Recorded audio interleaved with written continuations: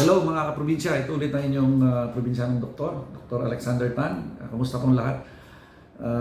Yung mga hindi pa po nakasubscribe dyan, please support the channel, Alexander O. Tan. Yung sa Facebook page, please follow naman. Yan, para supportan na inyong probinsyanong doktor. Ito po isang simpleng video tungkol po dito sa mga bukol sa leeg kasi I'm a little bit concerned. May mga napapadalas ko kasi yung pumupunta dito na nagrereklamo na may mga bukol sila, bata matanda.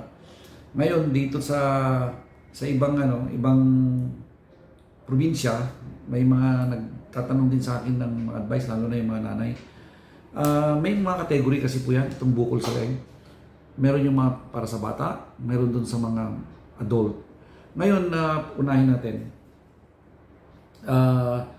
Itong tatlong emphasis ng bukol na pinagsisimulan ng bukol sa leeg is unang-una po kasi meron tayo yung tinatawag na acute or just few days to few weeks. Ito usually sa lang po ito sa infection. So whatever infection, so dapat ma-assess ng doktor yan.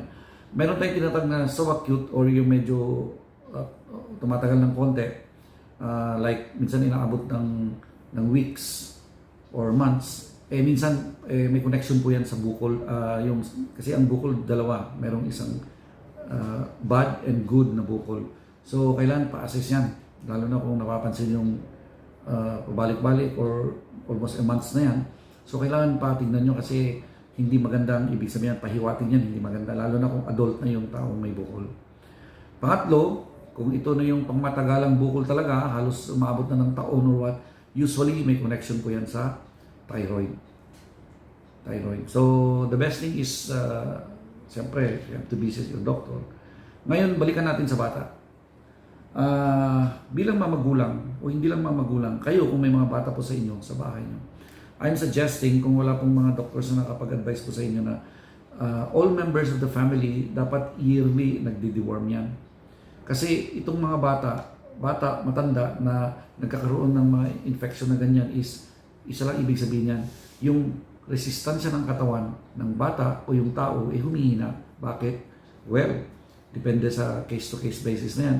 Kadalasan yan, kulang sa sustansya ang katawan, lalo na itong mga kabataan, puro laro, lalo na nauso na itong mga technology, internet na ganyan.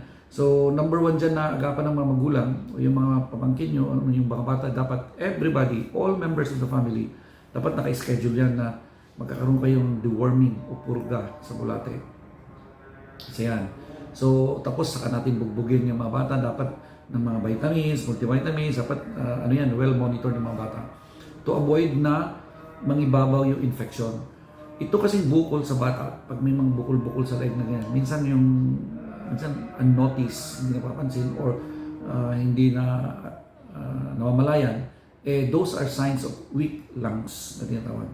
Or mahina ang resistensya ng bata o yung tinatawag na primary complex. Yung nagkakaroon ng TB ng bata. Alam niyo po yung TB? PTB, tuberculosis ng bata. Iyon yung primary complex na tinatawag. Ang problema lang sa kabataan, kung mga bata, mga kids, lower than 9 years old, mga 10 years old, mga ganyan, lower ang age kung dala-dala nila yan, hindi maagapan hanggang pagdating ng high school, baka magiging secondary infection na tinatawag. Iyan na yan, yung pag nagpapa-x-ray, nagpapa-medical, yan na, nakikita na yan sa x-ray. Kawawa naman yung tao, yung bata. Hindi siya matanggap sa trabaho, hindi siya makapasok sa school, lalo na pag nire-require nila yung mga chest x-ray. Kaya kayo pong mga adult, may mga bata po sa bahay nyo, agapan nyo po yan. I'm advising na from 1 to 2 years old na bata hanggang lolo-lola, lahat ng nakatira sa bahay nyo. Kay katulong, kay driver, basta natutulog dyan, dapat lahat yan magpupurga every year. Malinaw po? Ngayon, kung merong medyo konting gusto nyo itanong, pwede nyo po akong i-message yan sa ating link. Meron na tayong link dito sa ating channel. Every Sunday, pag nagla-live po tayo, 5 to 6 sa Pilipinas, 12 noon hanggang 1 o'clock dito sa Jeddah or Middle East. I-click nyo yung link, tapos pwede kayong may mga, para may privacy yung consultation form doon. I-follow up nyo po sa akin kung may mga issues kayo dyan, tungkol sa mga bata and everything, may napapansin kayo, may mga bukol sa leg or whatever. Kahit natitignan na po sa may ibang doktor, good. Kung kailangan nyo lang po ng further explanation, evaluation, huwag po kayong don't hesitate. Ano yun po ako, just approach me. Dito naman sa mga adult na yan, yung mga bukol-bukol na yan, kung napansin mo na bigla kang napapansin na parang nakapakang may bukol or what, that is considered serious actually. Seryosohin nyo yan, ibig sabihin. Hindi nyo pa ano yan, tsaka na lang because every day or 24 hours it counts. So once na may bukol kayong nakapat sa mga leg nyo, basta edad 11 pataas, kailangan pumunta kayo agad sa doktor. So meron tayong mga tinatawag na good or bad na bukol. So may possibility yung mga tinatawag nating mga cancerous or whatever, etc. So it needs to be evaluated. Okay po yan. Yung tawag dito, minsan po kasi meron yung may bukol tapos nawawala, tapos babalik na naman, mga ganyan. Parang a matter of days or weeks na ganyan. So be it. So maganda pag ganun na matingnan agad, magapan. I hope it's just a simple infection or what. So kailangan ma-evaluate, thorough evaluation. Ganyan. Ang problema lang, pag medyo hindi maganda ang kilatis ng doktor nyo, yung mga bukulation nyo na yan, kailangan mas maganda maagapan. Ngayon, meron tayo yung tinatawag na bukol na pangmatagalan. Halos taon na talaga yan. Iyan naman po may connection naman sa thyroid. Mas madalas po ang mga babae na naapektuhan dito sa mga thyroid kaysa sa mga kalalakihan. So, lalo na sa mga probinsya, makikita niyo yung mga lolo-lola, diba, nalaki na. Kasi laki na ng football yung mga, kasi laki na rin ang ulo ng bata yung mga nasa leg nila ngayon. Iyon yung mga may connection sa mga thyroid. So, pwede rin nating ma-assess yung mga ating mga oldies mga ganyan, dalhin sa pinakamalapit na community hospitals natin. Minsan may mga NGOs na nagbibigay ng mga free surgical assistance sa mga ganyan.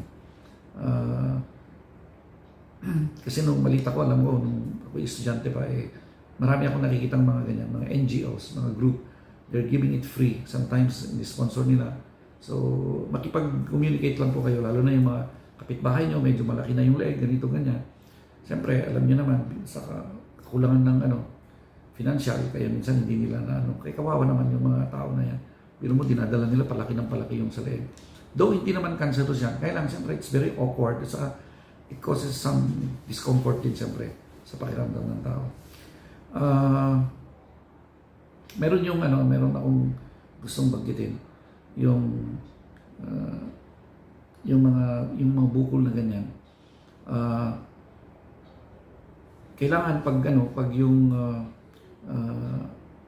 nag-self-medicate kayo, tapos nawala, tapos nabalik na naman, kasi may mga may mga na-encounter ako dito, minsan pumupunta na minsan hindi lang isang bukol, 2, 3 bukol, mga ganyan. Meron din yung mga medyo bata-bata pa, mga edad 20 to 30s, tapos nagkakaroon ng mga bukol na ganyan.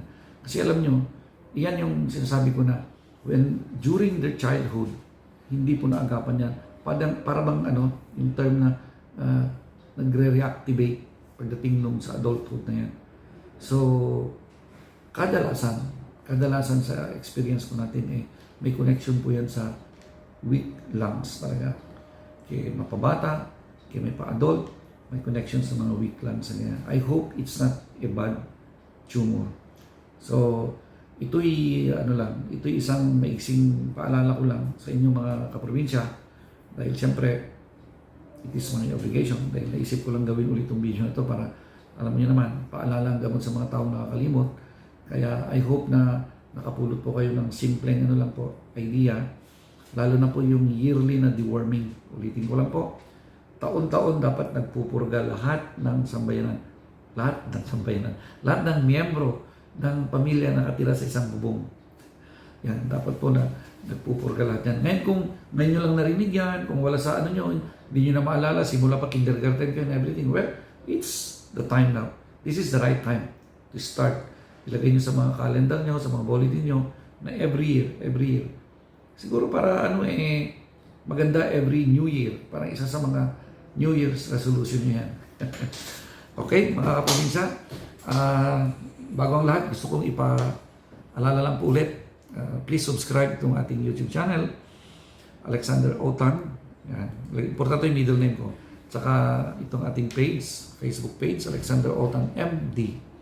So maraming salamat ulit mga kaprobinsya. So huwag kayong magsasawa. Itong mga ating mga videos, ulit-ulitin nyo lang, review nyo lang. So kung may mga gusto po kayong topic, suggestions, or verifications or what, huwag po kayong mahiya. Just approach me. So be it. This is it again. Guys, keep safe. Salamat.